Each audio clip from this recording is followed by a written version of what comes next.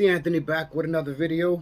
If you like the content, hit the like button and subscribe to the channel. On deck, Errol Spence Jr. versus Terrence Crawford fight prediction.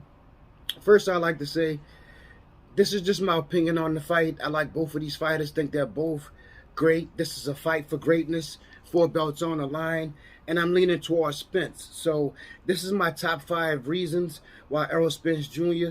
beats Terrence Crawford. Number 1, the jab. Spence throws like 32, 33 jabs per round. Sometimes he gets as high as 40. We all know throwing a lot of jabs help you control the distance, the range, the pace.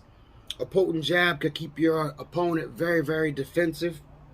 And as we've seen in the past, Errol's consistent jab has been known to do a lot of damage on the opponent's eye. So I'm going to stick with that. Number 1, jab. Number 2, relentless body attack. Errol, his body attack is unlike no other. Bring a lot of pressure. His body work slows you down. It breaks you down over time. He makes fighters very, very defensive, trying to keep him off. And over 12 rounds, that's a lot of wear and tear on the body. And it slows you down as the fight is actually speeding up. So, number 2, relentless body attack. Number 3, constant pressure.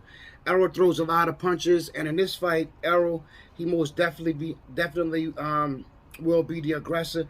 He'll be the one, I think, that tries to take center ring and try to dominate Crawford. He's going to try to walk Crawford down just like everybody else. Try to punish him, impose his will. He's going to make it an up-tempo fight. The way I see it, Crawford has to increase his punch output just to be able to keep up with Spence. I don't see him throwing the punches that he averaged per round versus Spence and not cranking it up. If he doesn't crank it up and try to at least come close to what Spence is putting out, high volume of punches, I just think it'll be a long night for Terrence Crawford. And number 4, he's bigger. Years ago, we all heard, a good big man usually beats a good little man. Big size advantage for Errol Spence in this fight. Fight night, Errol might be like 170 plus on fight night, so got to take that into consideration. Working out, going hard, much bigger than Crawford.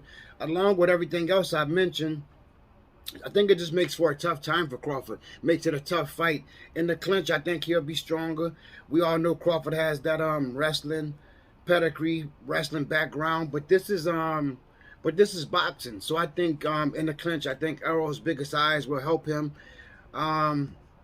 break Crawford down, just being a bigger man, trying to keep him off. And number 5, I'm gonna go with what a lot of people probably won't say, but I'll say underrated defense. The best defense is a stronger offense, which we all agree. Errol's going to be real strong. But the offense is a part of defense in such a sense. But I'll say I think his defense is underrated. He can do it all: block, parry, pivot, catch, clinch.